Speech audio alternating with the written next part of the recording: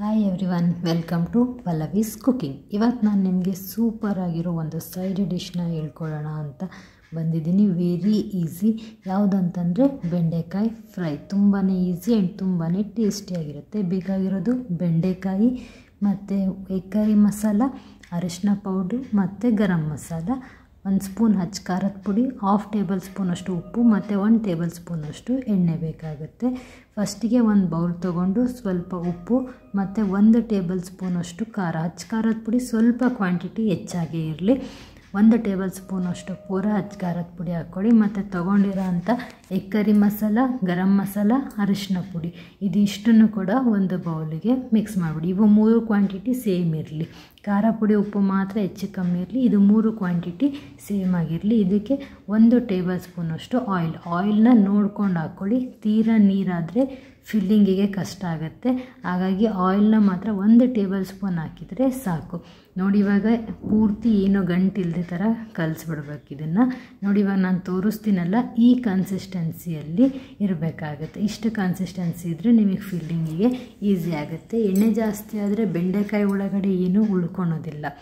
ಇವಾಗ ನೆಕ್ಸ್ಟ್ ಬೆಂಡೆಕಾಯಿನ ತೊಗೊಂಡು ಮುಂದೆ ತುಂಬು ಮತ್ತು ಹಿಂದೆ ತುಂಬು ಎರಡನ್ನೂ ಕೂಡ ಕಟ್ ಮಾಡಿ ಮಧ್ಯ ಥರ ಈ ಥರ ಸೀಳ್ಕೊಂಬಿಡಬೇಕು. ಅಷ್ಟು ಬೆಂಡೆಕಾಯಿನೂ ಹಿಂದೆದು ಮತ್ತು ಮುಂದೆದು ತೆಗೆದು ಮಧ್ಯ ಸೀಳ್ಕೊಂಬಿಡಿ. ಬೆಂಡೆಕಾಯಿನ ತೊಗೊಳ್ಬೇಕಾದ್ರೆ ಎಳೆ ಬೆಂಡೆಕಾಯಿ, ಆದಷ್ಟು ಎಳೆ ಇರೋ ಅಂಥ ಬೆಂಡೆಕಾಯಿನ ತೊಗೊಳ್ಳಿ. ಯಾಕಂದರೆ ನಾವು ಎಣ್ಣೆ ಹಾಕಿ ಫ್ರೈ ಮಾಡೋದ್ರಿಂದ ಏನಾಗುತ್ತೆ, ಬೆಂಡೆಕಾಯಿ ನಾರಾಗಿಬಿಡುತ್ತೆ.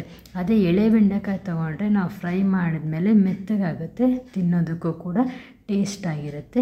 ಈ ರೀತಿ ಎಲ್ಲ ಬೆಂಡೆಕಾಯನ್ನು ಫ್ರೈ ಮಾಡಿಕೊಂಡು ನೋಡಿ ತೋರಿಸ್ತಿದ್ದೀನಲ್ಲ, ಈ ಥರ ಕಾಣಿಸ್ಬೇಕಿದು. ಈ ಟೈಮಲ್ಲಿ ನಾವು ಮಿಕ್ಸ್ ಮಾಡ್ಕೊಂಡಿರೋ ಅಂಥ ಮಸಾಲಾನ ತೊಗೋಬೇಕು.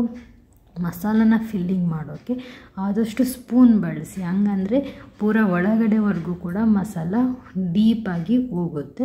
ಹಾಗಾಗಿ ಸ್ಪೂನ್ ಬಳಸಿ ನಾವು ಕಟ್ ಮಾಡಿರೋ ಪ್ಲೇಸಿಂದ, ಅಂದರೆ ಮೇಲಿಂದ ತೆಳಗಿನವರೆಗೂ ಪೂರ್ತಿ ಹೋಗಬೇಕು. ಆ ಥರ ಹಾಕ್ಕೊಳ್ಳಿ. ಈ ಥರ ಹಾಕ್ಕೋಬೇಕಂದ್ರೆ ಬೆಂಡೆಕಾಯಿ ಚಿಕ್ಕದಾಗಿರಬೇಕು. ಚಿಕ್ಕ ಬೆಂಡೆಕಾಯಿ ಇದ್ದರೆ ಪೂರ್ತಿ ಫಿಲ್ಲಿಂಗ್ ಈಸಿ ಆಗುತ್ತೆ. ಅದೇ ದೊಡ್ಡದಾದರೆ ನಮಗೆ ಸ್ವಲ್ಪ ತುಂಬ್ಕೊಳ್ಳೋದು ಕಷ್ಟ ಆಗುತ್ತೆ. ಇಲ್ಲ ನಾವು ತುಂಬ್ಕೊಳ್ತೀವಿ ಅಂದರೆ ತೊಗೊಳ್ಳಿ ದೊಡ್ಡ ಬೆಂಡೆಕಾಯಿನ, ತೊಂದರೆ ಇಲ್ಲ. ಬಟ್ ನನಗೆ ಚಿಕ್ಕದಿದ್ರೇ ಈಸಿ ಅನಿಸುತ್ತೆ. ಹಾಗಾಗಿ ನಾನು ಚಿಕ್ಕದು ಮತ್ತು ಎಳೆ ಇರೋ ಬೆಂಡೆಕಾಯಿನೇ ಇದಕ್ಕೆ ಪ್ರಿಫರ್ ಮಾಡ್ತೀನಿ ಜಾಸ್ತಿ.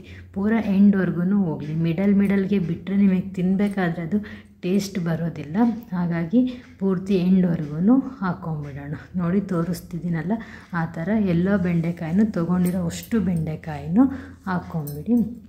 ಆಮೇಲೆ ತುಂಬಿದ ಮೇಲೆ ಏನು ಮಾಡಬೇಕಂದ್ರೆ, ನಾವು ಕಟ್ ಮಾಡಿರೋ ಸೈಡು ಅಪ್ ಸೈಡ್ ಆಗಿರಬೇಕು. ನೋಡಿ ತೋರಿಸ್ತಿದ್ದೀನಲ್ಲ, ಈ ಥರ ಅಪ್ ಸೈಡಾಗಿ ಇಟ್ಕೊಳ್ಳಿ. ಹೆಂಗೆ ಬಂತು ಹಂಗಿಟ್ರೆ ಎಲ್ಲ ಹೊರಗಡೆ ಬಂದುಬಿಡುತ್ತೆ, ನೀವು ತುಂಬಿ ಕೂಡ ವೇಸ್ಟ್ ಆಗುತ್ತೆ.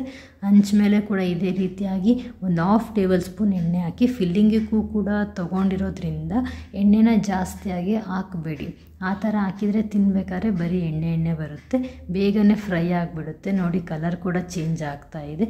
ಈ ರೀತಿ ಫ್ರೈ ಮಾಡಿದರೆ ನಿಮಗೆ ಬೆಂಡೆಕಾಯಿ ರೆಡಿ ಆಗುತ್ತೆ. ನಿಮ್ಮನೇಲೂ ಮಾಡಿಕೊಂಡು ಟೇಸ್ಟ್ ಹೇಗಿತ್ತು ಅಂತ ಕಮೆಂಟ್ ಬಾಕ್ಸಲ್ಲಿ ಕಮೆಂಟ್ ಮಾಡಿ.